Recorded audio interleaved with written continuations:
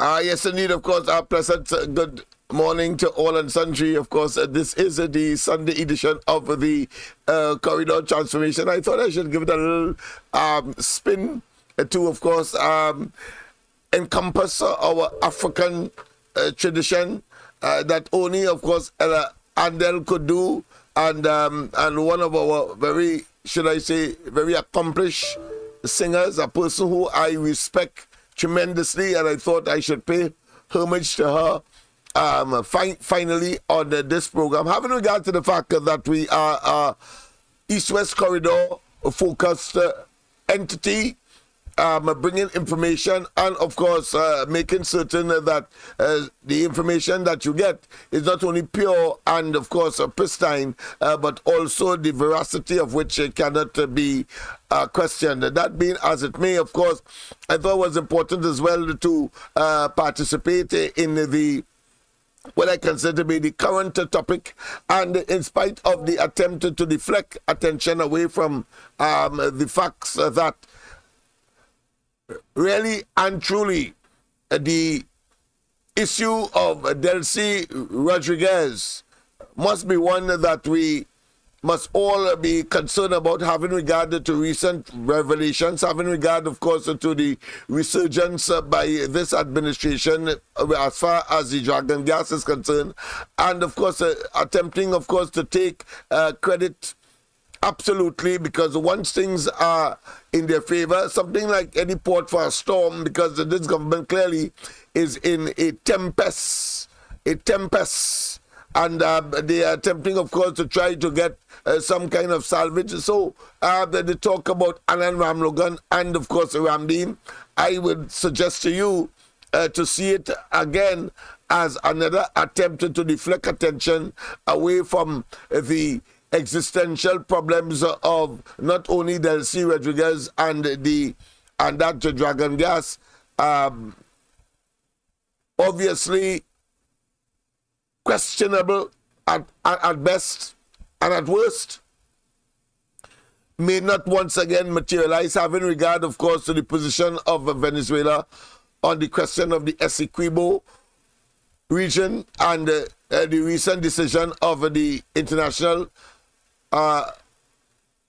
Court of Justice, where of course the decision was handed down in favor of Guyana. We don't know how Maduro will take it, and I'm seeing information relating to Maduro and his administration rejecting CARICOM's position, and CARICOM's position on the matter, according to Dr. Rowley, and they, without making any, of course, categorical statement as far as Trinidad is concerned, having regard to our interests and the requirement or the need for Venezuela to cooperate if we are to get the cross-border gas arrangement settled or in any way manifested for the benefit, of course, let's face it, of Trinidad and Tobago.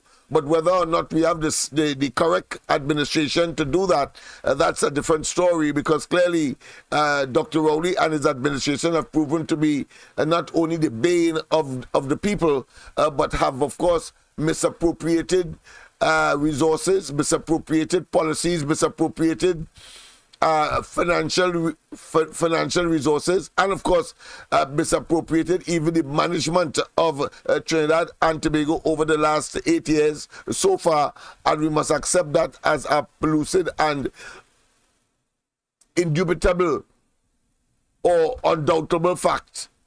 And therefore, in those circumstances, we have a duty and responsibility to, of course, lay the cards on the table, not this administration. We cannot wait for this administration.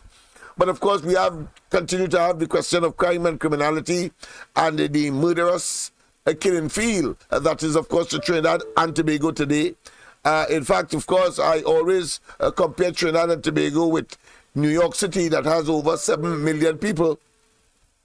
And, of course, I remember when I was in school still and studying sociology, and the whole question of crime and criminality, and New York City was one of those places that was always a case study, with, of course, murders by the seconds and by the minute and by the hour, going almost out of control, and expeditiously, and not only with speed but also with a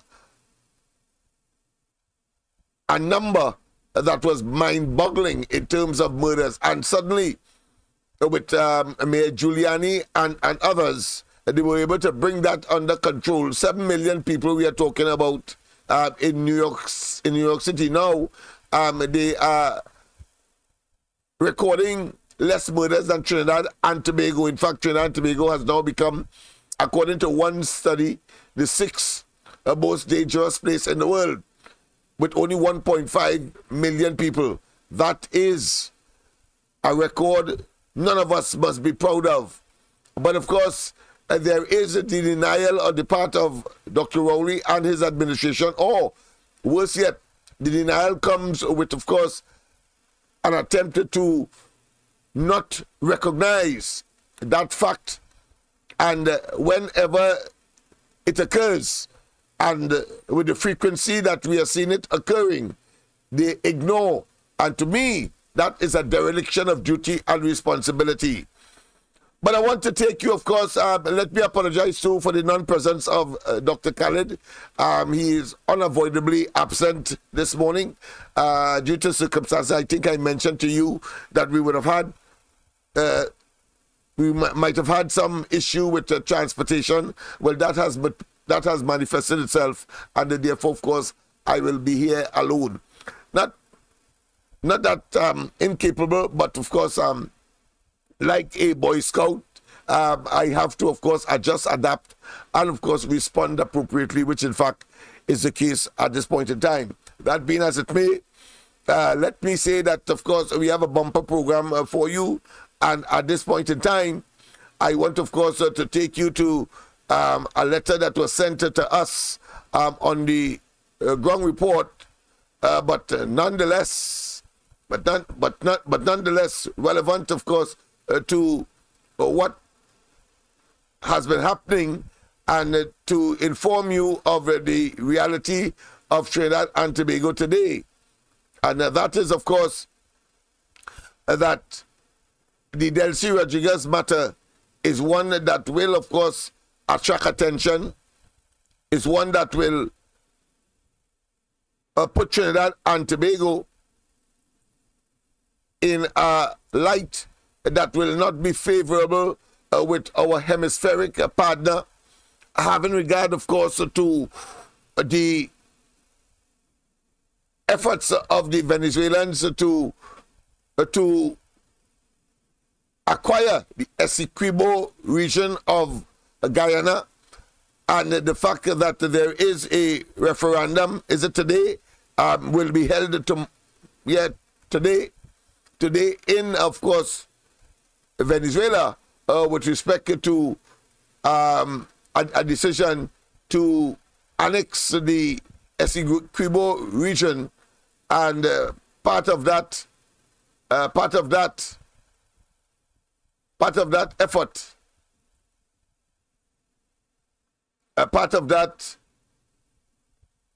effort at democratization or re-democratization Venezuela by way of free and fair elections is, of course, a sudden attempt to take over the region of the Essequibo by the Venezuelans. So we look with bated breath as to what is happening there. But let me, of course, read for you, because we did, in fact, in 2020, raise the issue of Delcy Rodriguez. We have some more information now on it, and in the background, it is not as clear as I would like, but of course I think we can extract from it sufficient information. I will read it to you so that you will appreciate what transpired, and our own effort as citizens, as members of the fourth estate of democracy in this country, the media, being, of course, a talk show host, but nonetheless attached to information dissemination, information acquisition, and, of course, attempting to inform the population, simply because we are a democracy, and one of the pillars of democracy is information. That being as it may, let me see if I can bring the document in greater focus so that you will have a better appreciation, yes, as to the contents of it, yes, and you might be able to read with me what it is all about. Let me just get it a little focused. All right, I think that's the best I can do at this time. But that is the document, and it reads as follows. It reads as follows. As I said, we had done a series of investigations into, of course, the Delcy Rodriguez presence in Trinidad and Tobago in the most, what I consider to be inappropriate, the most, what I consider to be at a time when we never expected that, and at a time when everybody was utilizing, not coming out from their country, but staying put, as Dr. Rowley had told us, as he told, of course, even citizens of Trinidad and Tobago to stay where they are. And even though they went and found themselves in Barbados, remember that in the early days of the shutdown, of the closing of flights coming into Trinidad and out of Trinidad, and they reached Barbados. And even though we have a domestic airline owned and financed by us, no flight was extended or was afforded to go to Barbados to take our citizens who at least reached Barbados in an attempt to come back home. And Rowley and they simply kept them out. But yet still, what we had was Delcy Rodriguez opening, and the most bizarre, the most, what I consider to be the undermining of our democracy, the most unprincipled position in terms of information dissemination. And up to today, they have not given us an explanation as to why Delcy Rodriguez had to take a sanctioned plane with sanctioned persons and come to Trinidad. And up to today, they have not told us if it is an official visit from Delcy Rodriguez. And according to Stuart Young, confirmed by Dr. Rowley, that she called to ask to visit, but she didn't say why. In COVID, remember that, do not forget that. In COVID, in fact, it was Stuart Young who admitted that they distanced themselves. Why she was here with a delegation because they were so concerned about COVID. Jesse, remember that?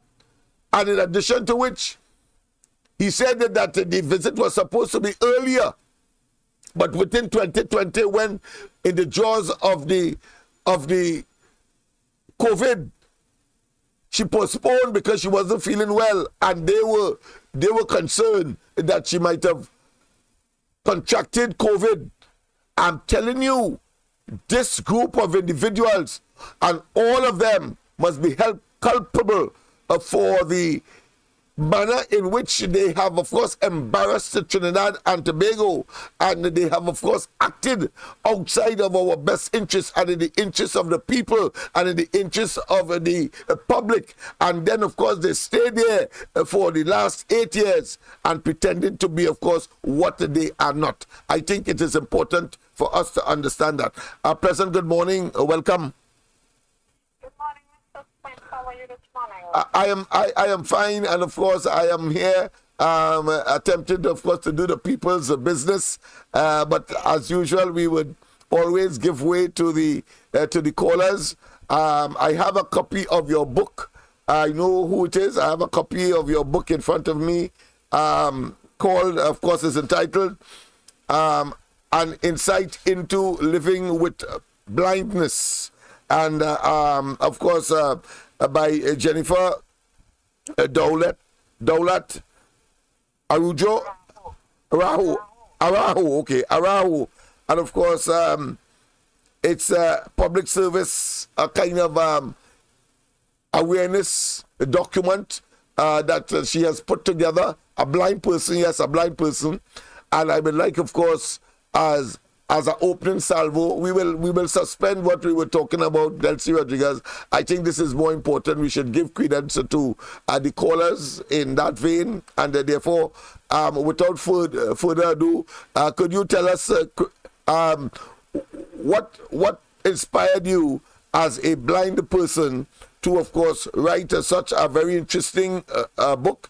I recommend it for all to, of course, have a copy of and take a look-see as to the issues associated with blindness and existing in a society, whether it's Trinidad or elsewhere. So I commend the entire regional and international audience to, of course, purchase one of the books. I don't know. We will find out if it is online and if it can be purchased online. That being as it may, tell us what inspired you to, of course, write such an interesting and timely piece at this time about living with blindness, according to the title. Okay. Thank you. Thank you for having me on your program. And before I go into that, I want you to know, and well, the world knows that today is International Day for Persons with Disabilities. So it is so appropriate that you have me on your program this morning. I know persons with disabilities have a lot of issues out there. Our government might do so much, but yet there is so much yet to be done. And persons in authority who are listening must listen to us and hear our needs too, and do not speak on what we might need without understanding our needs. So I want to tell you, this book came out of my work with the Trinidad and Tobago Blind Welfare Association. I'm retired now, and for 31 plus years I worked at the association. I traveled this country, both Trinidad and Tobago, doing lectures to schools, groups, and organizations. That was part of my work. And many questions would be asked from the audience. And this book was compiled to answer those questions and give more information, how you interact and communicate with a person with visual impairment. The information given there is all for all ages, and I appeal to parents with visual impairment children to have a copy of the book, because it will help them to understand their child or children in this case. And for teachers, it's for everybody. Teachers to work with their students and to understand them more, for the professions in the medical field, because they will be qualified so much to do everything medically. But when they do get a patient with a visual impairment, they wouldn't know how to guide the person to a seat, they would feel uncomfortable, how to communicate with them, right? So these are some of the things I address in the book to answer these questions. The books are available at the bookstore, 4 of the Sharon's stores, except I didn't reach St. James as yet, and also Mount St. Benedict. So also I have copies of the book. It's available through me, and it was launched on World Sight Day on the 12th of October at the Arthur Lovejock School of Global Business. So this is where I'm with the book. The book is $60, and we if people should purchase more than 20, I would look at a reduction. But I want the information to reach out there to everybody, so we would all be comfortable in communicating and working along with the visually impaired. Well, before you tell us where people, a number to get you at, if you are so willing. I just want to touch, of course, some of the topics that are there. Chapter 3. I should say, starting with chapter 3, where you talked about, of course, the work for the blind in Trinidad and Tobago, a brief historical overview. Yes, indeed. For the blind in Trinidad and Tobago was started by Mr. James A. Ayres. He himself was blind, and he got blind by playing cricket. And Okay. He got lashed with a ball, and he was from Guyana. I see. And he went to England to study, and when he came back, he went to Jamaica to start the work for the blind. And Jamaica, they wanted him to train somebody, and in turn that person would be his supervisor.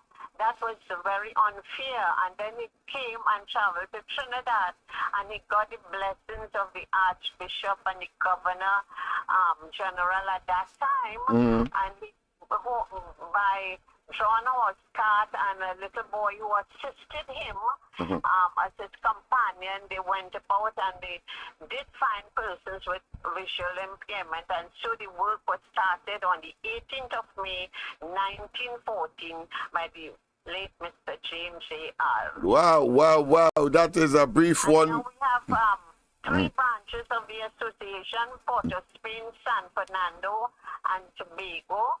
And we have PAVI, persons associated with visual impairment. Our work is integrated in the public with the NALETs. NALETs have programs for the visually impaired. They put books on e-books. They teach Braille. They teach the computer.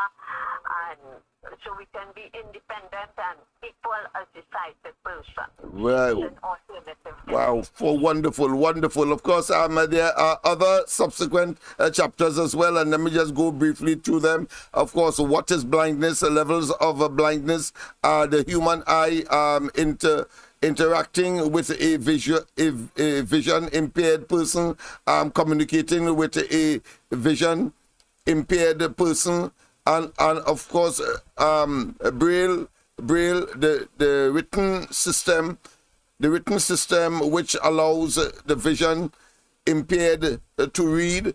Of course, the white cane. Any one of them you would want to touch on briefly, because we don't want to give them too much. We don't want to give them too much. We want them to buy the book. But of course, I know that you can give us a general. Yes. I talk about Braille. Braille is a system of reading and writing for the blind. Okay. It's not a language.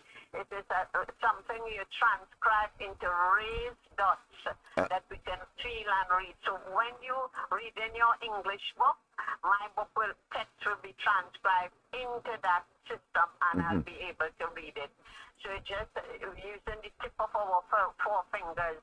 And I did earlier 2 books on the Braille manual for sighted persons. And UTT teaches students who are training to be teachers and introduce them to the Braille using that format textbook. So, yeah. Well, beautiful. And of course, let me go down further because it's up to the 32 I see in terms of chapters. And then we have, of course, the white cane. Maybe a lot of people don't know the visually impaired crossing roads or traffic lights, as the case may be. What would you recommend by way of an active, of course, should I say, conscientious and sensitive population when you see such persons? Because clearly, some people may believe that they are so not independent that they may be forced to cross the road and, of course, assist such a person. Tell us what that is all about. What I would recommend, if you want to assist a person who is blind, you ask if the person needs assistance. Because the person might know the area pretty good and may not need the assistance. And if the person one should say, no, thank you. Don't feel negative not to ask another visually impaired, because everybody is different. You don't automatically think that the person needs assistance. You ask if they need if the person needs assistance, and once they said yes, the person guide the person will show you how to guide them and cross the road safely. Yes, of course, people, we are interviewing. She has produced this book. You've seen it on the screen. It is called, of course, an insight into, just in case you just joined us, insight into living with blindness by Jennifer Daulat Arahu. I am saying Arahu. Arahu, right? Okay, has a Spanish end to it, I suppose. J-O. Arahu, yes, indeed, and of course, there are other parts of the book that I see here in terms of chapters.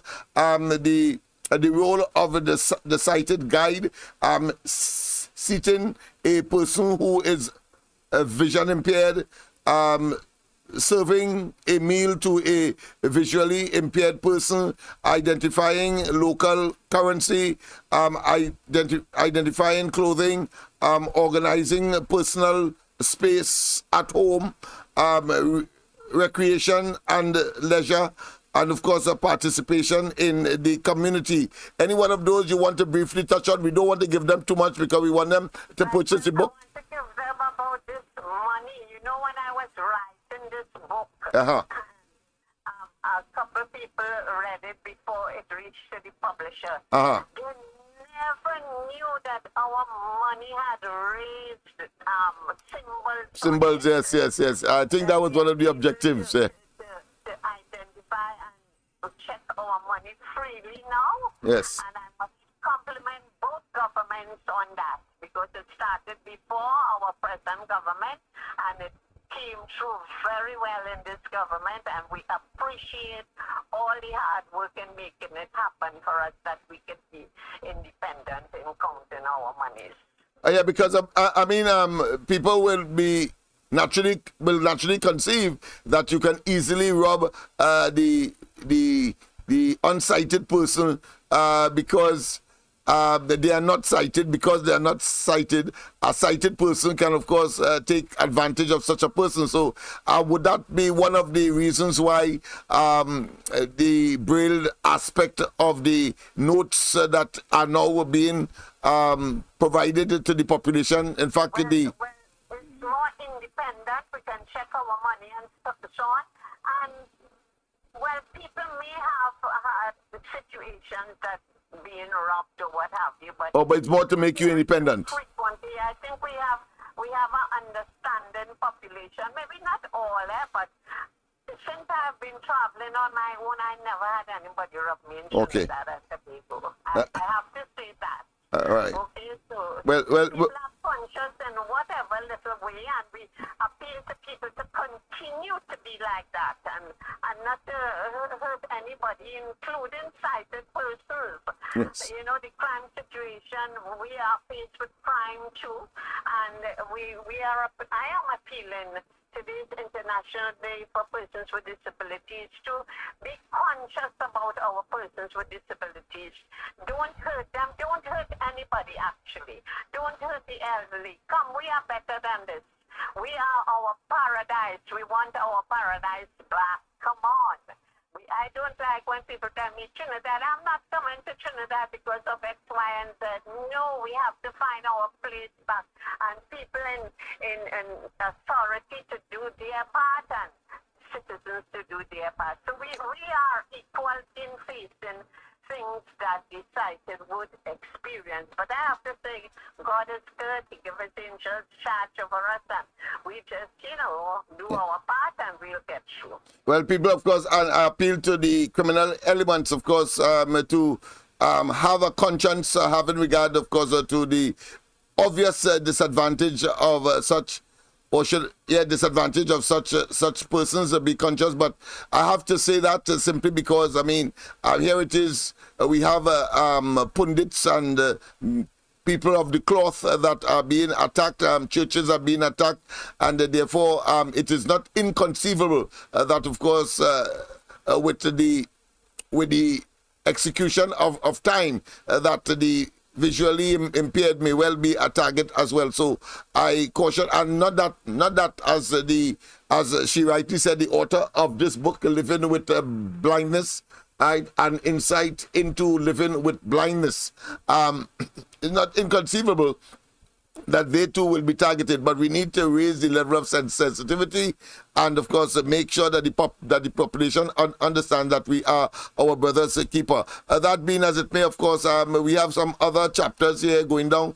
Chapter 16, of course, participation in the community, technology for the vision impaired, support service for the vision impaired community, government agencies and non-governmental organizations, and chapter 19, of course, the integrated student integration of a vision impaired student into the regular school system, employment of persons with vision impairment, and of course we have a number of appendices. I think it's three appendices, leading causes of blindness in Trinidad and Tobago, and Appendix B, and an appeal to the powers that be. Appendix C, 2 poems in song, and of course chapter 34, biography.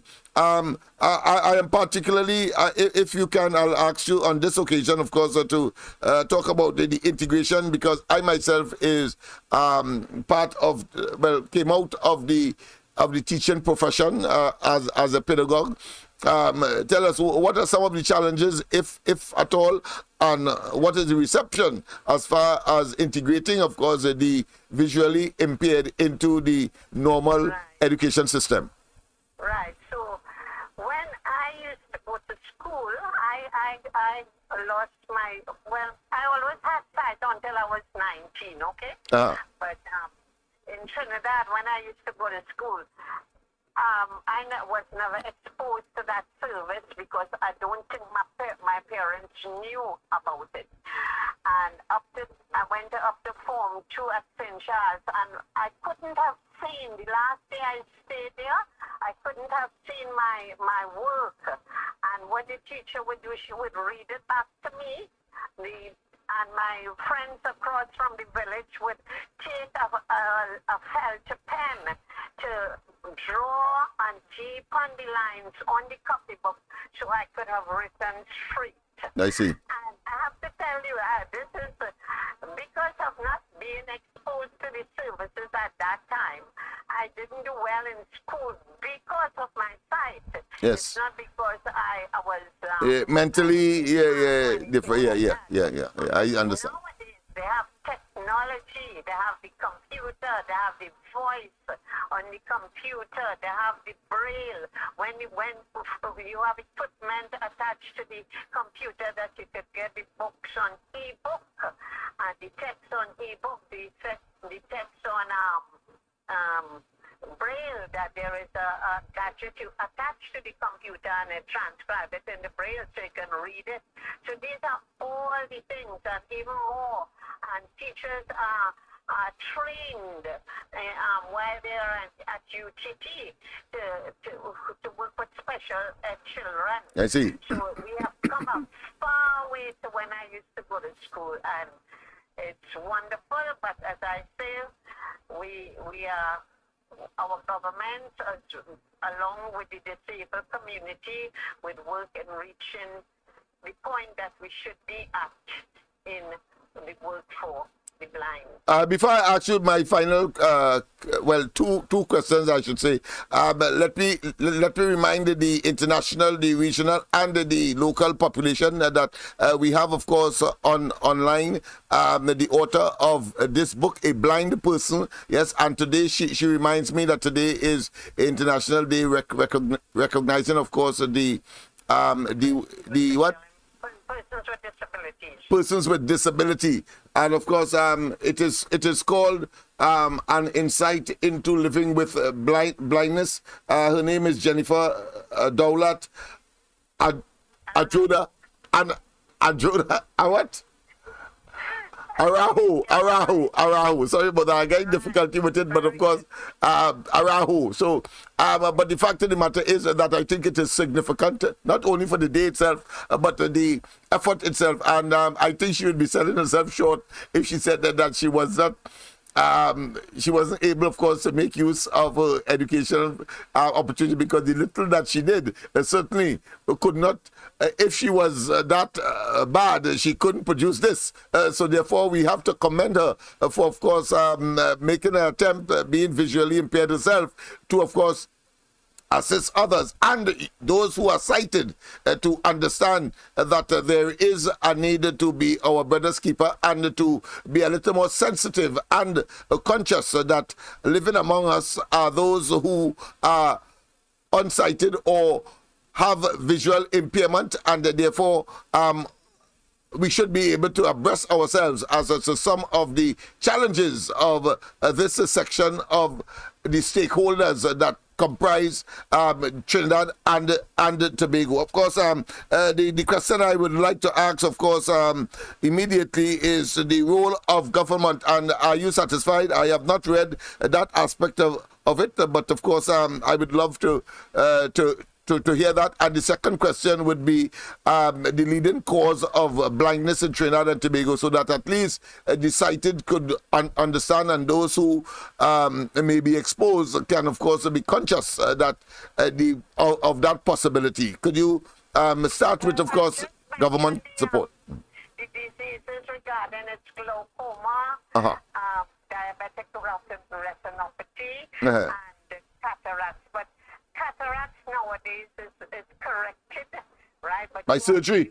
Heart, yeah. And glaucoma, once you use your medication and do as the doctor say when you have your surgery, and then everything should be good. But diabetic retinopathy, you have to eat properly when you are diabetic, because the high sugar causes the blood cells at the back of the eye to burst at the retina. This is where you have vision loss. I see. And if you don't have a proper diet, right, and then you have accidents, and so that will happen. You know, those are the leading causes. About the government, we need lots of work to be done outside in the pavements, the environment. You have bells more at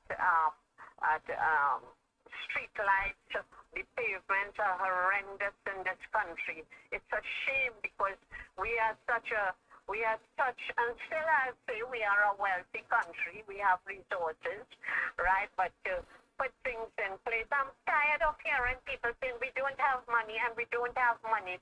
But when it's something that suits them, they would find the money. Excuse me for saying that. For example, when it's close to elections, then you find the money to do the streets and to do the pavements. But we want it to be continuous.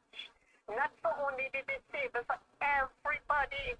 Man, when I go to other islands and their pavements are so, and they're not as wealthy as us, and they are so more equipped in walking and so on, and nice pavements and so on. So these are some of the things. And when people have trees and bushes all over their fences, they should always keep it clear from the pavement, right?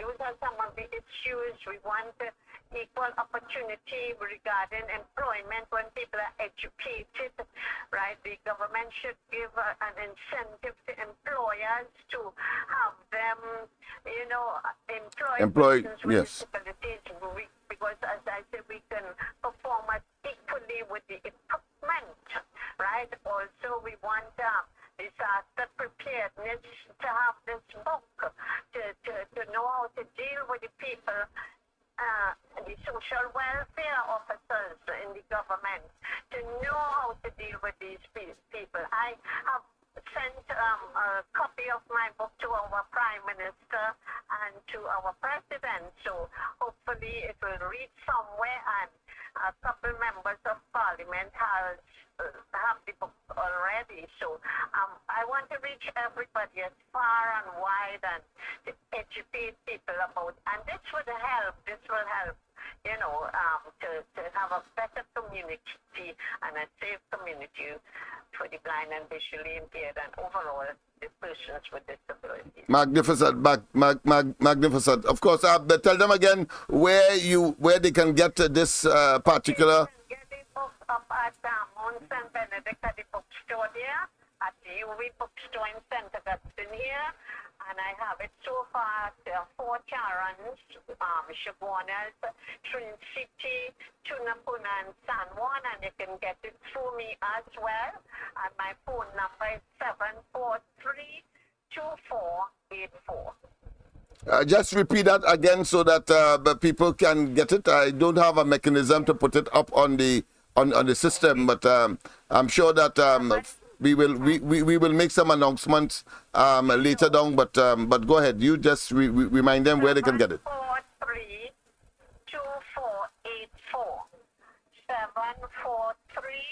743-2484. Right, people. So if you need a copy, and give them the price as well, because I thought it was very reasonable for the information that has been collated. It's from me $60, and I recommend that the stores do that as well. Okay. But I cannot say, because remember they would have their own markup and so on. All right. So any parting words you would like to leave with the? Well, I want to say I'm very impressed this morning. Thank you for all of this time that you have given me, and I wish all persons with disability blessings. Oh, and at the back of the book, I have two poems that I wrote, and we put it into song. And well, you can check the website under Natisha Pierre, who is my singer, and it was done by Aaron George. He did the music. He is visually impaired. And Keyshawn Phillips, he did the mastering. So those two poems are into songs. They are Christian songs. And the first one is dedicated to the divers, because I was really moved when that happened. And I understood that they had held hands and prayed during the last moments, and I got the idea from that song and listening to the radio. One of the pastors talk about it, and also the other one is the mighty sound. That is when we heard the trumpet, and my eyes, or the writer's eye, or whoever is reading it, was open, the singer's eyes, and saw the Lord. And the person was taken up. So it's two beautiful songs, and they are on the web. You look at Natisha Pierre, it's her name, the singer. Nekisha Pierre, Pierre. You should get it on YouTube and other avenues as well. Oh yes, indeed. And of course, I'm just taking a look-see. Of course, the mighty sound, and of course, in your last breath. Of course, just the first verse. Verse 1 says, "I was in my garden tending to my plants, and textures and shapes of leaves in my hand." The beginning alone, the songs are very interesting, and then of course, with respect to your last breath, dedicated to those persons. Incidentally, we'll be talking about that today as well, people. As far as that report coming out of the Commission of Inquiry. And of course, the statement made by the chairman pleading for some kind of financial assistance to the what I consider to be the bereaved and still suffering from the loss, but financially depraved, financially stricken families who, of course, I'm sure with a high degree of chagrin, is contemplating that, listen, $15 million for the Commission of Inquiry and not a cent for them. I think I'm sure that $1 million would have done yeoman service in terms of expenditure on that, if only for humanitarian reasons, as of course, while we are talking about the visually impaired and we're talking about those persons with disability today as a significant day, but of course we must keep that in the deep recesses of our minds to of course regurgitate at any time, daily, if necessary, that these people are wrong and we are our brother's keeper. That being as it may, of course, in your last breath, the chorus says, and I'm just going to read just about 2 or 3 lines. Who will you call? Who will you call on? Who will you call on in your last breath? Or who will you call on? I mean, beautiful. I'm not going to read it out all because I want to make certain that you go to the stores and get it $60 expected, of course. But if there's a little more, I'm sure that you would mind because this looking like $100 a copybook to me, if not more, having regard to the valuable information to a sighted person like myself, who can of course be conscious and probably find a way to make our own contribution. I have done that this morning by of course interviewing the author Jennifer, of course, Dowlett Araho. Yes, indeed, is here. I paused to make sure that she helped me, right? So any final parting words, because I'm so comforted and so comfortable. I really don't want you to leave this morning, but I'm so pleased with this interview. I waited long enough for it, and it's so great that it fell on this day, International Day for Persons with Disabilities, and I want to thank everybody who is listening, and I hope we get your support, and I want you to know that some of the monies used from my sales always go donated back into doing food hampers, etc. Beautiful. So it's not all for Jennifer, okay? It's for all of us to enjoy. You get the information and I will help other people in whatever little way. Beautiful. As well. Thank you very much. Thank you very much, Jennifer. Yes. God bless all of you. Yes, indeed. Thank you very much for the time. Yes, indeed. Right. So people, that is the end of that interview. I know that you would have been enthused and you would be in stitches. And of course, at the edge of your seats to know that today being International Disability Day, and of course, as she said, we had promised to interview her quite a long time ago, but the Lord moves in mysterious ways, His wonders to perform, because the day on which we finally got an opportunity, here it is. It is a significant day in the life of the disabled, or should I say the differently able, they like to say these days. In Trinidad and Tobago and across the globe. Once again, of course, it is, of course, a book entitled An Insight into Living with Blindness, and you can get it at the stores that she mentioned, or the number that I will get my assistants to give me, and I will, of course, continue to mention it during the course of this morning's program and tonight, as well as we generate solutions. This is part of the solutions to the problems of Trinidad and Tobago. Because if you are not aware, if you are not exposed to the concerns and the efforts of others besides the government, because of course, as I said earlier, the government has lost its way. It's a lame duck administration led by Dr. Rowley. On Sunday mornings we don't engage in hard politics, but we try to generate as much solutions as possible. Once again, of course, Dr. Khalid is not here.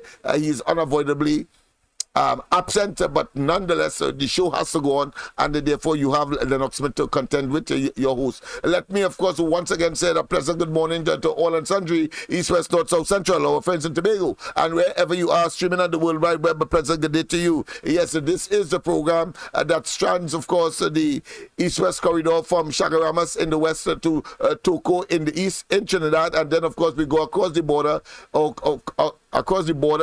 border, well, if you want to call it that, but I wanted to really say the Bocas into Tobago, that is the most easterly, or should I say northeasterly extremity of where we want to attack or want to, of course, address the people we want to address, simply because it is not only populated mainly with Africans that have settled, but certainly is the most densely populated part of the country, and therefore it is crucial having regard to the quality of life and standard of living.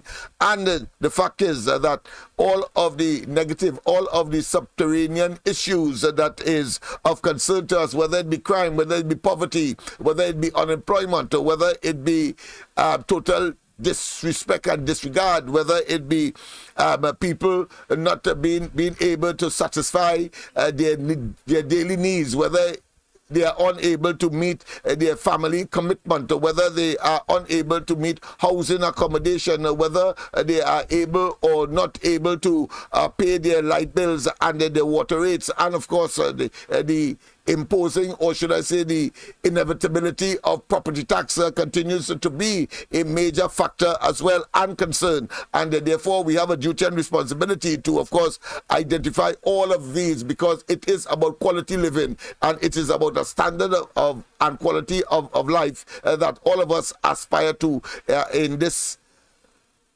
potential paradise, I should say, called Trinidad and Tobago. That being as it may, let me get back, of course, to my original salvo, my original opening issue, and that is, of course, the question of Delcy Rodriguez. I think I would have ventilated that, but just in case you just joined us, I was saying before that very interesting and inciting interview, an insightful interview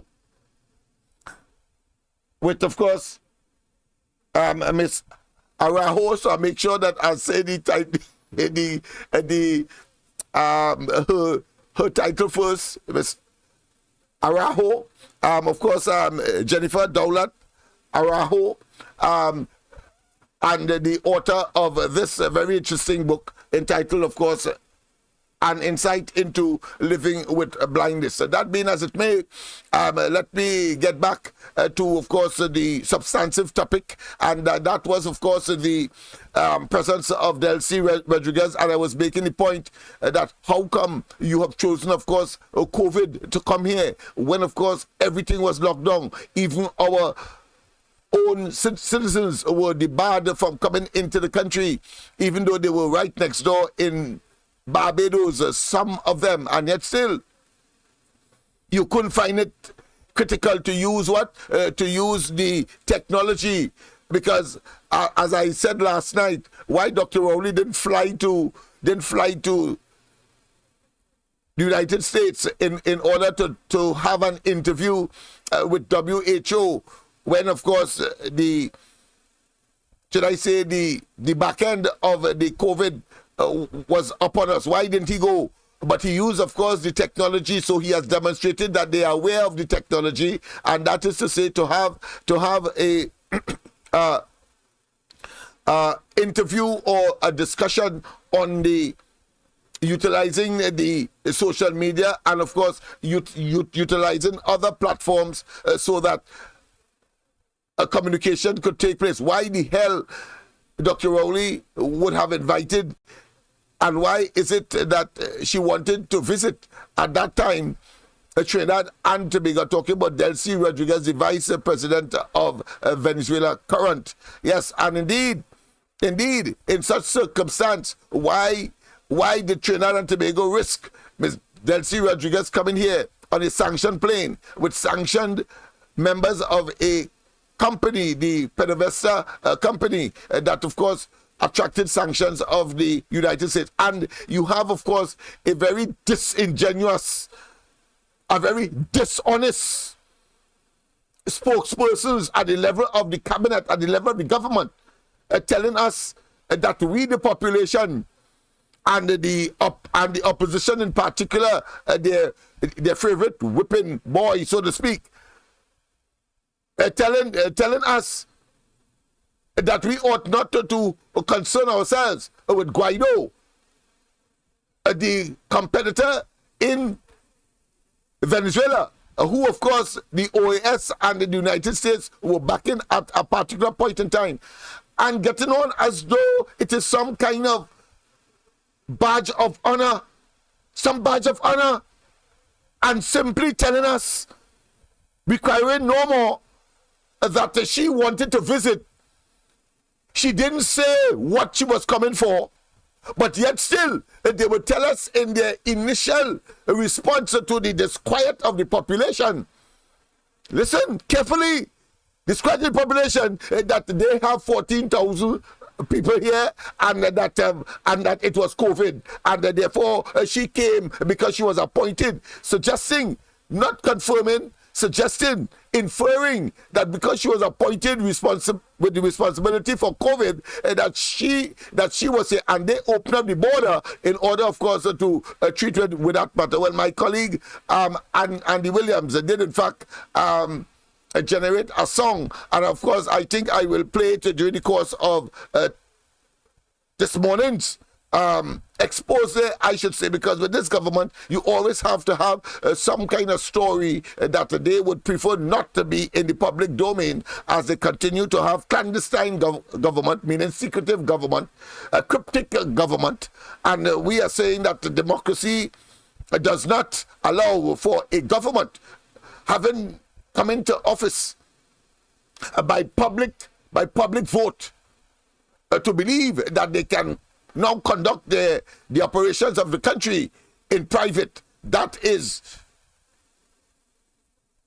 undermining by itself of our democracy. But having said that, let me tell you that, of course, on the ground report, we did in fact ventilate this matter early in 2020, and because we called Dr. Rowley and, of course, the members of the cabinet of Trinidad and Tobago, and therefore the government, including Stuart Young, we called them, of course, and we asked the question whether or not they are racketeers, whether they are dope pushers, whether they are drug pushers, because of course we know that Delcy Rodriguez, for example, has been banned from a whole continent, Europe, because of her association with the drugs being exported to that continent. And we know that Maduro right now is, of course, indicted and have a bounty of $15 million on his head for the export of narcotics into the United States. And yet still, this administration and the spokespersons, the Rowley's sidekick in this case, are talking about Stuart Young, a total, I don't want to be derogatory because it's the Sunday morning program, and I want to keep that standard and level, as of course, as if Dr. Khalid is here, but I'm tempted to take a liberty because he's not here. But of course, I will not, simply to be as decent as possible, and as of course my etiquette will of course maintain the standard that we normally would project on a Monday morning, on a Sunday morning, in of course the corridor transformation. That being as it may, yes, indeed, of course, we got a pre-action protocol letter. I got a pre-action protocol letter from Stuart Young. I want to read it for you so you'll have an appreciation as to what he asked for, and what were the issues. And then, of course, we will move forward and move on in terms of where we are as far as the resurgence of that matter because of the dragon gas matter, because he said the most insane thing, that I am not only baffled, but in a state of enigma, puzzlement. And you would, by the end of the disclosures that we would make this morning about that matter. But let's go straight, of course, to the pre-action protocol letter. And incidentally, that was in let me just tell you, that was the date of that letter was the 1st of June 2020. 1st of June 2020. We are now on what? We are now on the 3rd of December 2023. And when we send back our response to that pre-action protocol letter, Not a word from Stuart Young or the government. You know, when they are at the advantage, and they would normally, of course, bellow and tell the whole world of how well they did and how they sue Lennox Smith for calling, of course, their names in, of course, in areas that they are claiming they are innocent of, when in fact they are guilty as hell, as we have seen by the non-response or the non-furtherance of that pre-action protocol letter. And I want to tell you what was at stake. He had asked for $5,000 just to compensate him for the letter that was written on his behalf by the legal firm of Alatashi Govan, Girvan, Govan, Alatashi Govan, that legal firm, attorney at law. $5,000 for that letter that I'm going to read to you. Young say he pay, and then he wanted $700,000. 300,000 short of $1 million for me and of course my colleague Andy Williams for defamation. And by 2023, even after we responded to this piece of attempt to salvage some kind of pride and dignity, and to, of course, not respond, because we respond to the responsibility to be transparent and accountable, having regard to what we heard in the Parliament recently by through the motion that was delivered and ventilated in the Senate, to which he had to respond on the whole question of the Dragon gas deal and whether or not it is a viable one. And up to now, the question has not been answered, but we will deal with that appropriately. Let us go straight, of course, to that letter from A.E. Gavin, or Govin, attorney at law, from Stuart Young. And it says, Mr. Lennox Smith, just, if you can, just follow with me. Mr. Lennox Smith, of course, co-care more FM Limited, and of course the address, etc. A pre-action protocol letter. Of course, that is what that is all about. Let me just make sure and get some more room for you. Yes, so you could at least follow.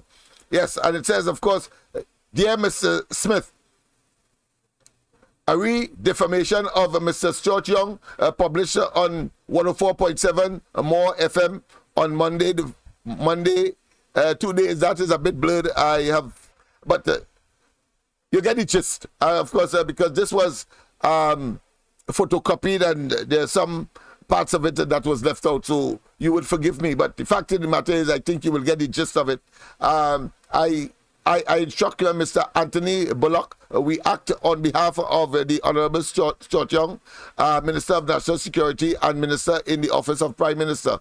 My client is an attorney at law with over 19 years of practice. He is a member of the Member of Parliament for Port of Spain North, St. Anne's West, a minister in the Office of the Prime Minister, and a Minister of National Security. Minister Young also held the position of a minister in the Ministry of Attorney General and Communication. He is also a former temporary opposition senator. He is also on a number of boards of directors on several private companies, and of course he assumed public office in September 2015. I'm paraphrasing where I cannot make out the words, so you'll appreciate that. On May 13, 2020, you and Andy Williams falsely and maliciously spoke defamatory words of and about my client. And of course, it went on to say, Mr. Andy Williams, and it then, of course, went on to say what we said. I'm not going to go there. I'm going to, of course, go straight down to the end of it. and of course I tell you what they are looking for and under the threat of going to court. And here is what it says. Let me just read that part for you. The above words were published on a radio program known as the Ground Report, which was broadcast on 104.7, a radio station owned and operated. Of course, they said that between 8 to 9 a.m. On the 13th of May 2020. 13th of May 2020. Remember, of course, Delcy Rodriguez came in here before that, April the 27th of April, the 26th of April, thereabout. Right? A digital copy of the broadcast is enclosed, of course, and they also put a flash drive, a copy of the actual words, a recording of the program. Of course, and the next paragraph says the council has advised that the above quoted words spoken by you and published on 104.7 are seriously defamatory of my client, meaning Stuart Young. In their natural and or regularly. The regular sense and or by way of innuendo, they have the following meaning among others. And of course it says that we were saying that Minister Young is a liar. Yes, I say now too. Stuart Young, you are a liar of extreme dimension. You are a liar. You ever say, I say Stuart Young, you are a liar. So too is your boss, Dr. Rowley. He is a liar. Both of you are liars. Your entire cabinet are liars.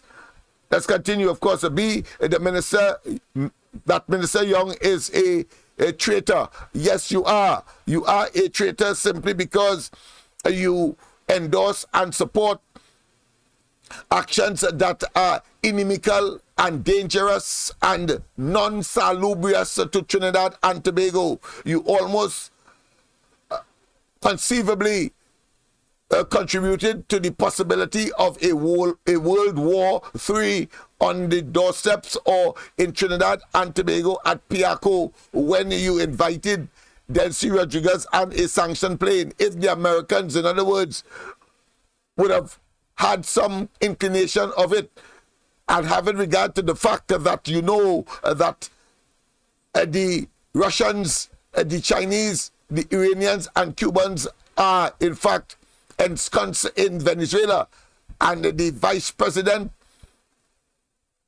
could have been kidnapped and taken back to the United States, etc. What would you have said? And therefore, from that perspective, not telling the population that being an exercise in what I consider to be typical espionage, clandestine cloak and dagger individuals who, of course, would be responsible for the protection of the security of countries. That is the context in which I'm using espionage. It means that, therefore, you as a Prime Minister, Rowley, and you as Stuart Young as a minister exposed Trinidad and Tobago to that kind of possibility. Let us not waste time with that. See, that Minister Young is involved in serious criminal activity, namely racketeering, theft, and the illegal narcotics trade, and was in fact a drug lord. Well, I say to you, birds of feather flock together. And if it is that the Maduro administration and the vice president came here and they are well known and indicted, of course, for narcotics on a continent, Europe, and by the United States, then we could only conclude that birds of feather flock together, particularly when one looks at the fact that they ought not to be here having regard to COVID and our own citizens who were left out, but you brought that person in, and a delegation that is connected to Peter Vista, which Dr. Rowley admitted to after the fact, after they left. And then, of course, we have the situation with a shipment of fuel that Paria said it was going to, of course, Aruba, but ended up in Venezuela. And then, of course, you have all the documentation and the payment processes where, of course, they quoted wrong bank, and that they had, of course, an invoice issued post, and the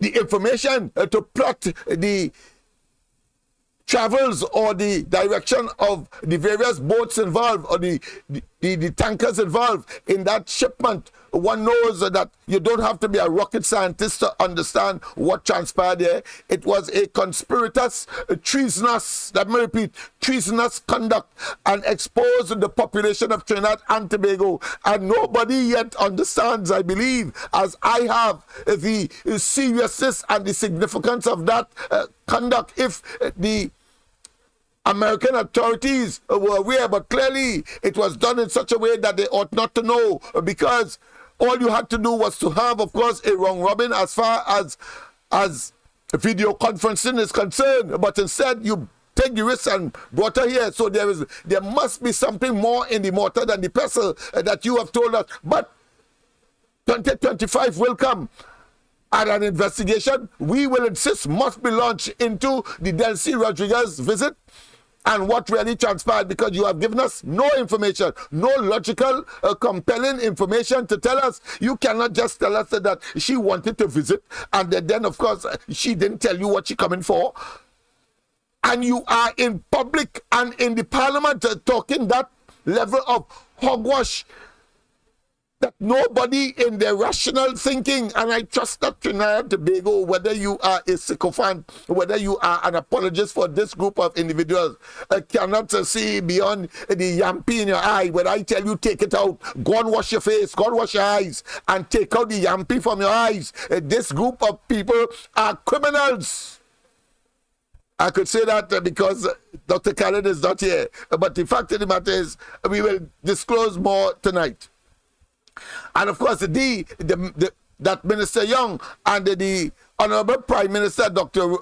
Rowley are involved in organized crime. Clearly, and I say so now, and I will continue to say so. Send another pre-action protocol letter, because this one has died. Because when we send back, and I'm going to read that for you in a while, excerpts of it, so you'll understand the response that we gave. And of course, the pre-action protocol letter from Stuart Young says the said program and the defamatory comments were also broadcast live on so and so and so. And then, of course, as a result of the wide publication of this defamatory matter, my client has suffered damages to his reputation. What reputation? A damaged reputation. Nobody knew of Stuart Young or Rowley before Mr. Manning introduced Rowley, and nobody knew about Stuart Young before Rowley introduced him playing Prime Minister. Sorry about that, but I am tempted, you will understand, by myself. So I'm sure that I will be pulled up by Dr. Khaled. Council has of course advised that he is entitled to compensation for the said slander and libel, inclusive, of course, aggravated and exemplary damages. In light of the foregoing, I am instructed to demand the following. So here's what they demand. This is the creme de la creme. Oh boy. It is not clear. It is not clear. It is not visible. But of course, I take it from memory, so I'll have to make adjustments to that for tonight, of course. It says essentially that he is looking for $5,000, that it will not be, that those words will not be repeated. Will I repeat some of them this morning? And of course, he's looking for $700,000 as, of course, in damages for loss of reputation. What reputation? What reputation loss? So people, those are that is the letter that was sent to us on the 1st of June 2020, today is the 3rd of December 2023, and the letter I'm going to read for you now was in response to this letter, and to date they have not taken, neither he nor Dr. Rowley, any action as far as treating with the response that was supposed to be as a consequence. Let's go straight, of course, to that response. Let me just read from the text itself. Very interesting indeed. So that was his letter. Now, of course, I'll read from my letter responding to, of course, his Stuart Young pre-action protocol letter. You know, that mean court, that mean high court, that mean, as some people perceive, that they will go to court and get an unfair advantage. But yet still, he did not, and remained silent on it. Well, I've sent a copy to Wayne Mark and Alan Roberts. I know that they will be asking the question, why didn't you take action if what Lennox Smith and Andy Williams said was untrue? Why didn't you take action? I know, and we will make sure that they have eggs on their faces, because they are attempting, of course, to deflect attention by, of course, attempting to go after Anand Ramlogan and Ramdeen once again. But from the civil perspective, there are people, of course, who will not learn. And as a little child that I always mention, have a fixation, a gravitation to a very hot cup of boiling water. And when supervising parents turn their backs, they just take it and pour it on themselves, and you know the results. Well, that is Rowley, and they will not stop until 2025, when we put a stop to it, and they will come up not against a brick wall, not against a concrete wall, but a wall of steel in the people of Trinidad and Tobago at the appropriate time. Now let's go straight, of course, to my response from the desk of Mr. Lennox Smith, and of course giving some of my credentials, but let's go there because this too was not well photocopied, so you will forgive me where there's a shortfall.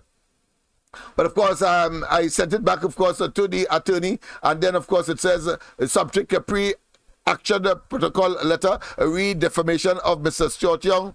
Let me just, I think I have that part of it, on 104.7 more FM on May 13 to 2020,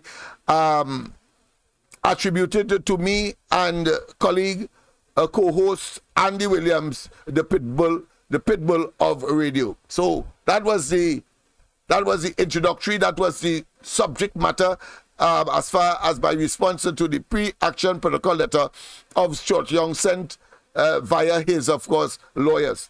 And I say, dear Mr. Govan, further to your pre-action protocol letter dated the 1st of June 2020, on behalf of your client Stuart Young, and in full compliance with Appendix C pre-action protocol letter for defamation of the civil proceedings rules 1998 as amended. That is what that should say, as amended, and specifically appertaining to defamation response consistent with paragraph 3.2 or 3.2 of the said Appendix C. I hereby and herein respond of the following. And of course it continues. So and it continues, I do not accept the claim made by your client Mr. Stuart Young. I do not accept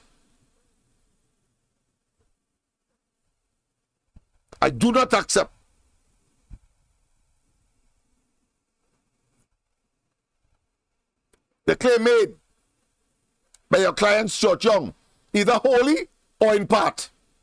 Very categoric, very pellucid, very specific. I do not, wholly or in part, as a consequence, and in furtherance of the 2 of the Appendix C, of course, the same is civil proceedings rules C of the CPR 1998 as amended, and of course I quoted for them to make them know that I'm aware of what they are trying to do, and therefore I quoted it by saying, of course, the CPR rule said if the claim is rejected, and I have rejected it, the defendant should explain the reasons why it is rejected. And of course, it went on. I'm not going to labor the rest, except you got the gist of what that meant.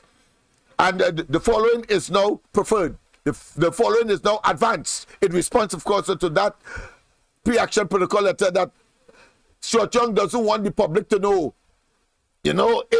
if he was on the ascendancy. But I'm sure he called Rowley name in the pre-action protocol letter, and Rowley probably tell him, I don't want no part of that. Rowley must have told him, I don't want no part of that. Don't call my name in that. Because I remember when, of course, the officer from the office of the Prime Minister, the Information Division, a fellow called Baptiste, sent to ask for a copy of what I said about Rowley on 104.7 of his licentious and his rape of a student as a teacher on 104.7, and sent for a copy immediately, and wheeling, of course, a big stick to the managers of the radio station, which caused me to be suspended for a while. I couldn't talk at all, and I can't still talk about Rowley and his licentious, or let me be frank here, Dr. Cullen is not here, his rape and pedophilism in, of course, while she was a teacher, and of course to Miss Allen. We're going to have a rerun of all of those. But the fact of the matter is that I'm sure Rowley tell him, as he tell Baptiste, he want no part of that. And Rowley said that he will take action with respect to Baptiste, and I was waiting. I had to end up taking my own action to force Rowley to tell us what transpired back in 1969 when he raped Miss Allen, and she caused 9 months after to make a child for him, his first child, in 1970. I have all the information. You don't fight about that. Don't fight about that. Bunch of cowards, but vipers. I don't want to go there yet. Tonight I will go there. I don't want to go there yet. But let me just continue to read. The following is now preferred. My name is Lennox Smith, the person referred to and addressed in your pre-action protocol letter for defamation on behalf of your client, Stuart Young, Mr. Stuart Young. I have also noted the contents of the said letter and accompanying audio material. And I continued. I am a former teacher of over 10 years, more than that, of course, more than 20 years, but I just did that from the formal system perspective when I was in the government system. Right, so and of course, he is a community and social activist devoted to Laventille in the main. I am the founder of several social and community human development intervention initiative both in this country and the Caribbean. I am the holder of a diploma in forensic analysis, a master's degree in criminology, and several academic credentials in business management and socio-economic strategic intervention. Yes, big talk. Them feel they could talk. Yes, indeed, of course, in addition, and I know that there are some people who don't like me to talk that because they believe that is exclusive to people like Hines and others, a bunch of empty vessels making plenty noise. I have come up against Hines as well, yes, and I could remember very distinctly when, of course, he was using his political office to try to influence the outcome of a matter, a court matter, where I advised the person on the other side to write to the, yes, Hines, I'll tell you now, write to the Law Association complaining about the conduct of Hines. Of course, I put the letter together, Hines, just in case you didn't know. I'm telling you now. And hear what? First, these fellas are hollow, and first they are intimidated, and their trepidation is easily evoked. Well, they started an investigation into Hines. But the person who made the complaint to the Law Association was a person well known to me. In fact, she was my girlfriend. And Hines called me because he realized that we had fallen out. So he called me. I only tell Miss Smith, there's a police officer or some investigator investigating me on the basis of the letter that was sent to the Law Association complaining of Hines and his conduct as a lawyer looking for an unfair advantage. And so a plane that I know will go on. And of course I am castigating the other party. That time is I, who of course wrote the letter and advised the girl. Yes, Hines, and then you know for the first time, all of you there now, go and tell Hines. The laugh is on him. And then of course, yeah, what he asked me to do, he asked me, but I told him, well, listen, I have difficulty with that.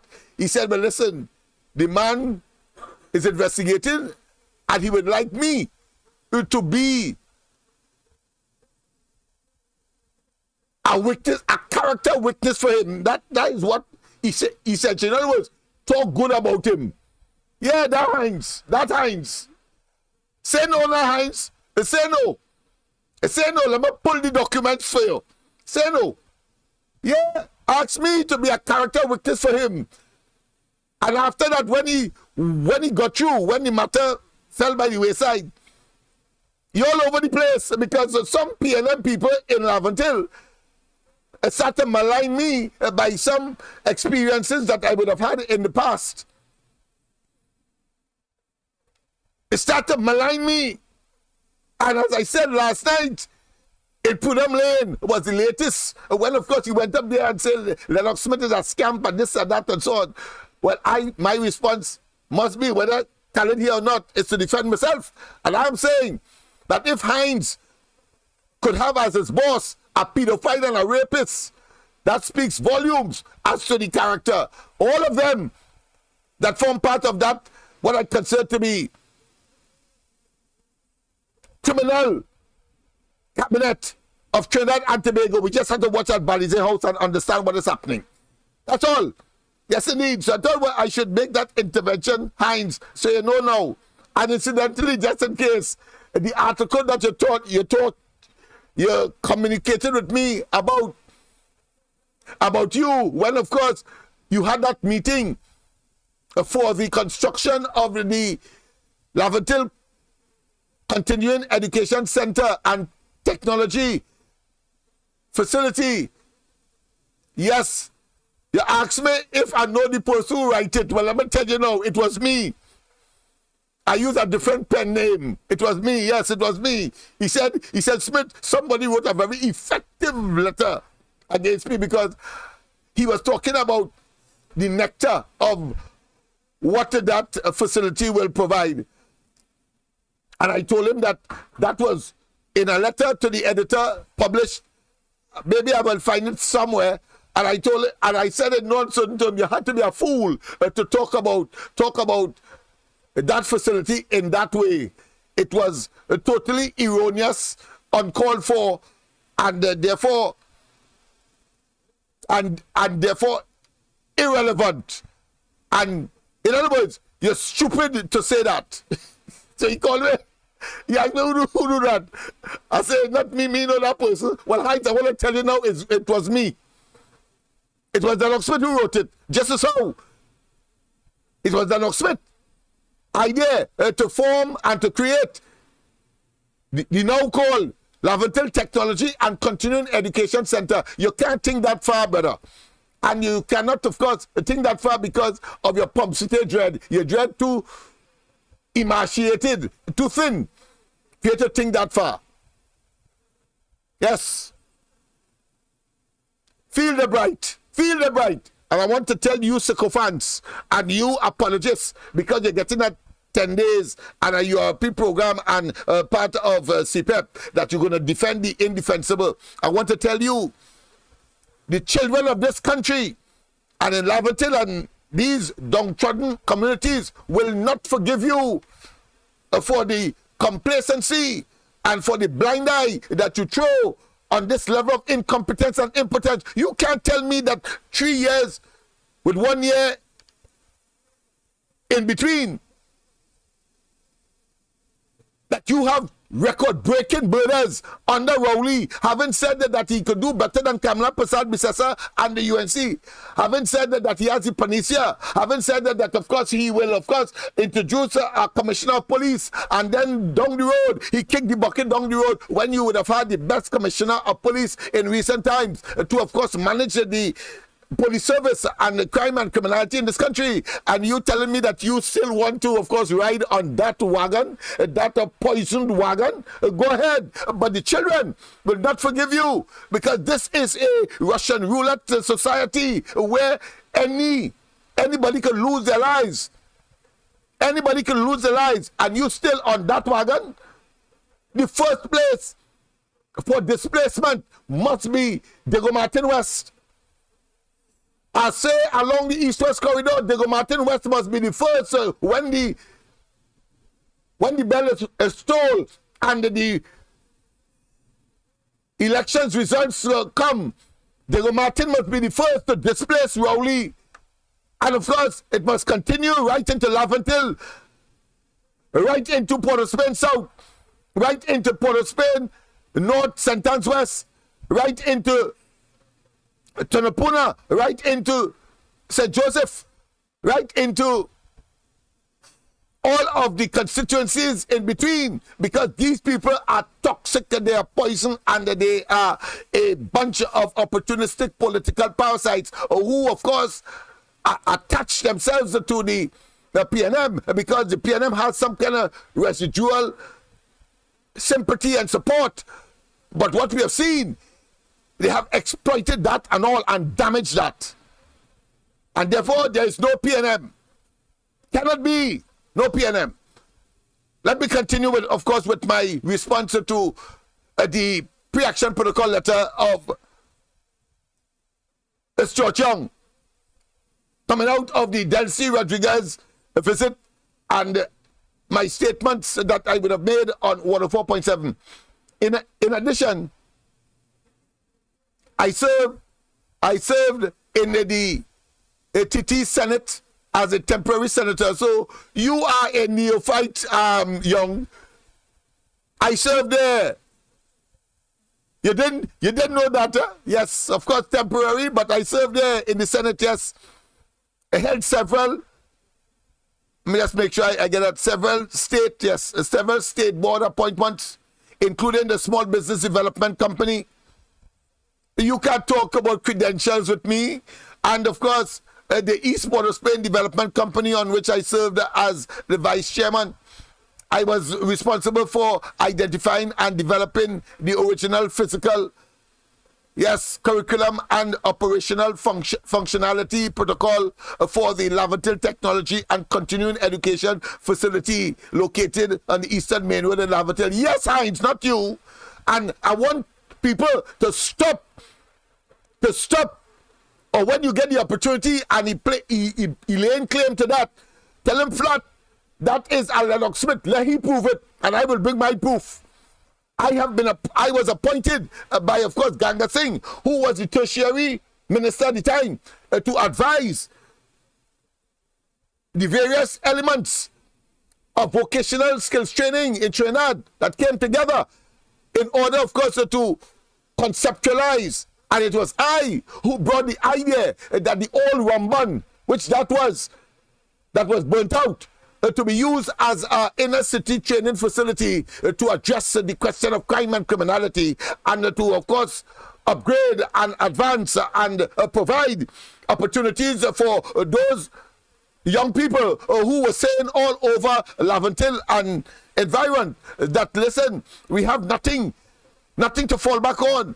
And I say that skills training and providing, of course, with some kind of stipend at the same time will certainly, and of course, that was not because I am experimenting, because of my success with MLIO, the Mobile Laventille Improvement Organization, which of course I founded and trained over 6,000 of those very young people that are now today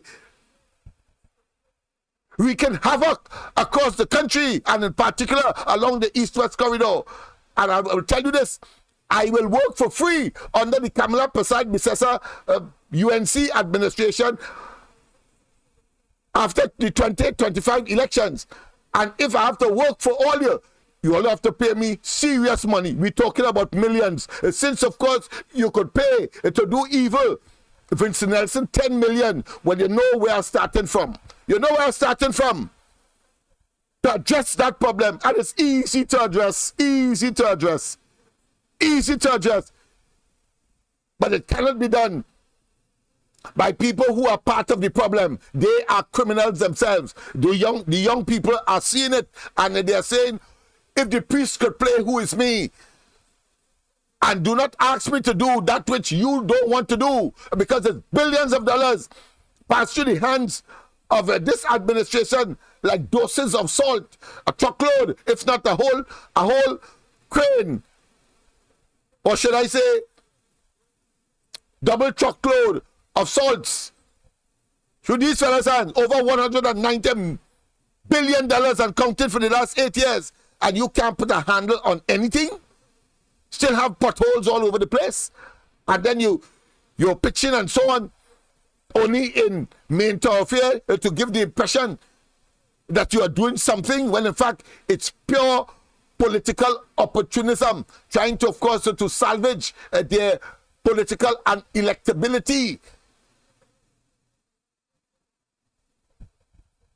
Electability, opportunity, fortunes that has already bolted and distancing themselves increasingly and not incrementally, but with alacrity away from them. Let's continue, of course. In addition, well, I said that already, Eastwater Spain, etc. Yes. Apart from being responsible through the MLIO Trade School of, let me just make sure I get that, providing vocational skills training for over 6,000 troubled youths from Laventille and environs between 1986 and 1999. I have met with, and of course caused to visit Eastwater Spain, Laventille, Mova, Silat, Bitam, etc. Several foreign locally based emissaries, meaning ambassadors and high commissioners. Yes, I did all of that. From several countries. The United Kingdom, Germany, the United States, India, etc. Yeah, I had them walking all over George Street and Nelson Street and so on for one purpose, and one purpose only. And that is to show them and to improve the opportunity base for those very persons in those communities. Because when the authorities in their home country, whether it's United States, Canada, in United Kingdom, France, Germany, Portugal, Italy, when the government there issue advisories, telling their own citizens who are potential investors to come to Trinidad to invest their money so that they could generate business opportunity, and with that more people will get employed, and the possibility that those young people in Laventille and environs who are leaving school every year either with or without subjects or without a skill with more investment coming in, it means therefore the possibility that they will get a job to satisfy themselves, their families, and assist in the development of the community is real.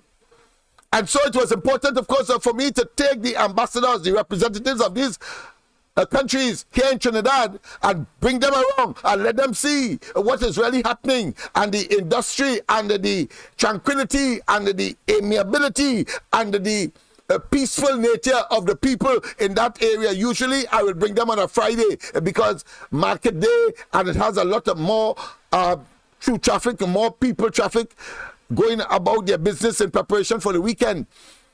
And I will take them, of course, to the Eastern primary school. I will take them, of course, to the secondary school, Southeast Secondary. Yes, that is what I have done. Heinz, you have that kind of record?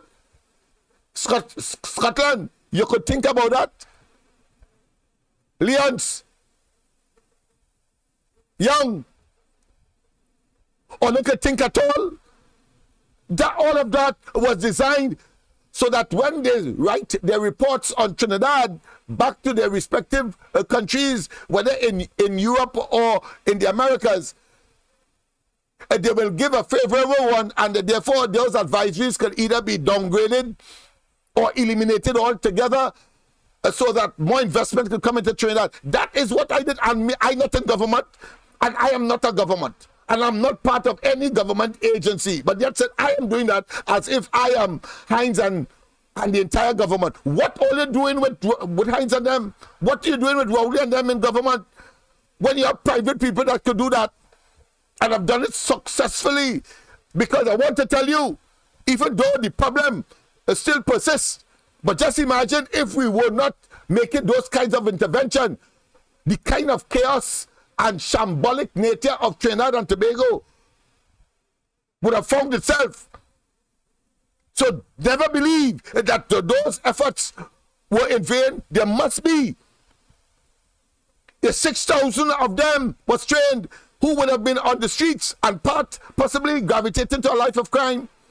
Their parents in problems, the community in problems, fire burning all over the place, killing taking place all over the place, and they're not going to school, and they're getting young girls pregnant, and the cycle continues. That is what we are up against.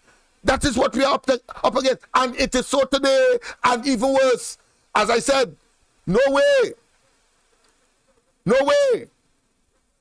I am a professional, and I will, of course, act professionally, but you will pay me super professional fees for me to work, and I will work for free with Kamala Prasad Bisesa and the UNC, simply because they have demonstrated the tenacity, the willingness, and have the right policies and attitude to addressing the problems of Trinidad and Tobago, and to making us a prosperous and a more, of course, salubrious and more crime-free community, so that all of us can benefit and therefore improve our quality of life and standard of living. People, of course, it is 17 minutes past the hour of 10 o'clock. I think we started just about 17 minutes past 8 o'clock, and therefore we have come to the full time of 2 hours this morning. But merely to complete that paragraph, I thought was important, of course. And this is not about boasting. This is about reality. And so, of course, so United Kingdom, etc., all in an attempt to aid in addressing the volatile socio-economic and psycho-cultural issues affecting these communities, and reduce adverse advisories against Trinidad and Tobago that militates against a foreign investment. And I put it in the letter in response to Stuart Young pre-action protocol letter, that militates against a foreign investment, economic advancement, and development. I'll stop there. Tonight, of course, I'll continue. So this is not by accident. This is about people who are thinking and have the interests of the people, where Heinz has been there for a very long time, in and out of government. Have you ever heard Heinz talk like this? Or Stuart Young? except of course to engage in platitudinous statements such as 6 persons graduate, and he probably put out a little cacada. 6 in an avalanche, in a sea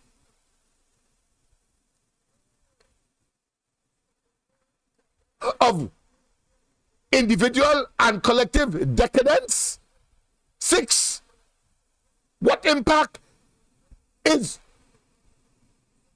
about 18,000 young people come out of school every year, and only 5% of that go back to school or go on to tertiary education. You're talking about a substantive group that met the year before those that came out, and the year before that, and the year before that, for the last 8 years. Yes, you should be in a state of trepidation, people. You should be in mortal fear that what could happen next year, or worse yet, if we leave these people in government beyond 2025. Beyond 2025, you must understand your role and responsibility, and they can't thief all of us. Tobago proved that everybody come out and vote, young people, etc., and they cannot thief all of the constituencies. They cannot thief in all of the hotly contested constituencies if all of the people come out and vote.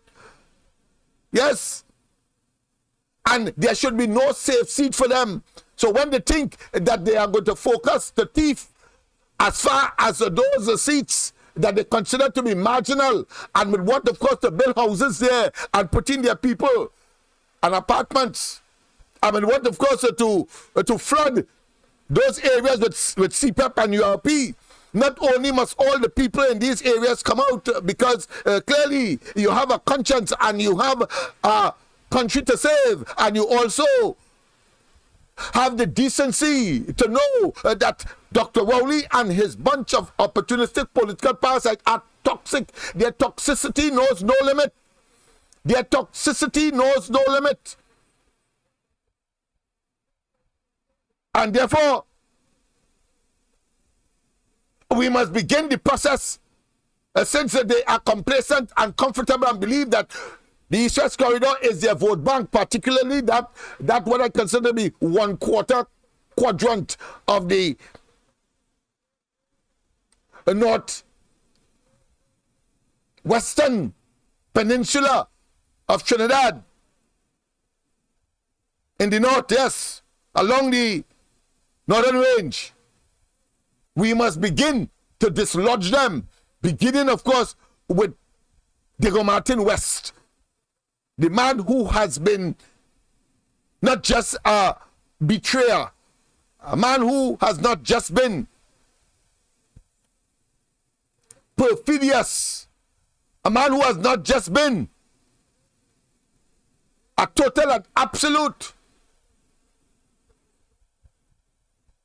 detriment to Trinidad and Tobago, a man who clearly has demonstrated that not only he is unpatriotic,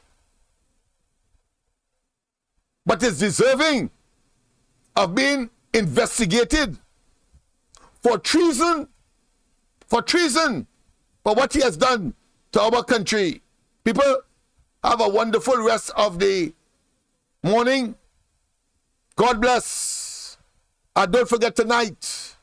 But once again, I also want to ask of you to support our hamper drive and our toy drive by calling 336-6594. Call my assistant. She will accept all now. Any contribution you could make, if it's one hamper or a couple tins of items. I enjoy Christmas morning having to go to various homes along the East-West Corridor, utilizing my own transport, my own gas, to just deliver and put some chairs into the hearts, minds, and sometimes it is received with tears because these families didn't have anything for Christmas. That is the extent to which people. So 336-6594 is the number to call. And don't forget, of course, our visually impaired friend book. Jennifer's book. If you purchase, she has promised that we may get something from it, but we are not looking forward to that. We are looking forward, of course, to your support. Wherever you are in the world, call that number, 336-6594. Call Anne-Marie, my assistant.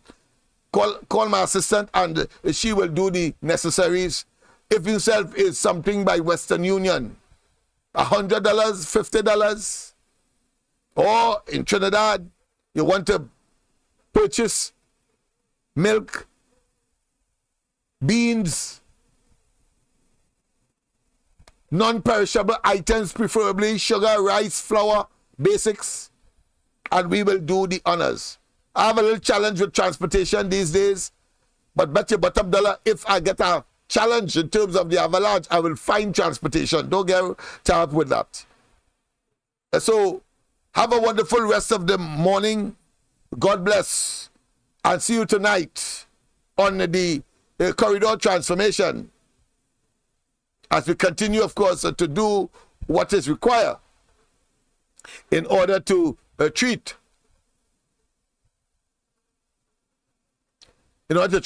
with the issues of the day in Trinidad and Tobago and the existential threat to our democracy, which is, of course, no doubt, exhibited on a daily basis by this administration, not being able to live up to its manifesto promise, but engage in lies and deception in order to stay in office. See you then. God bless. And maybe we could end as we started. Let's see.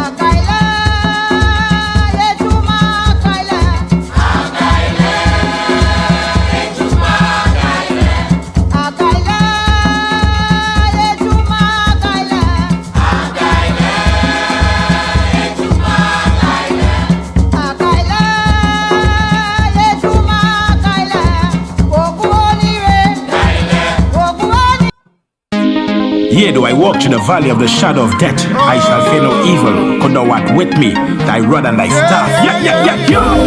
Out with the bad mind, out with the grudgeful. Thank you, Father, for your love, I'm ever grateful. I thank you, Father, for blessing me. I thank you, Father, for blessing me family. Let me take it one step further, for blessing the whole country.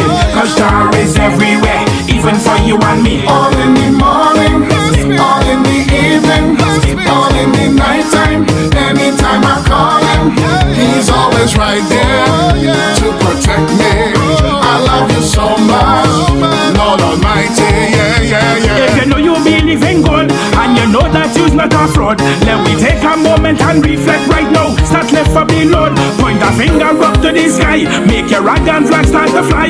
Let me take a jump up and down right now. Celebrate life and tell them, I thank you, Father, for blessing me. I thank you, Father, for blessing my family. Let me take it one step further, for blessing the whole country. Cause Jah is everywhere, even for you and me. All in the morning, all in the evening, all in the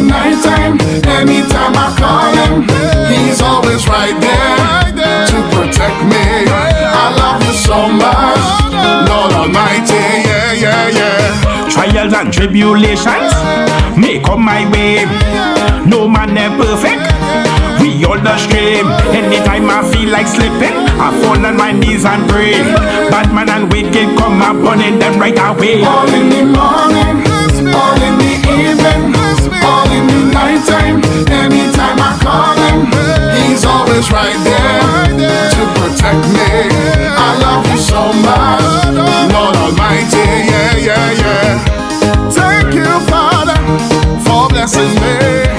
Thank you, Father, for blessing me, family. Thank you, thank you, thank you, thank you, oh yeah, yeah. All in the morning, all in the evening, all in the nighttime.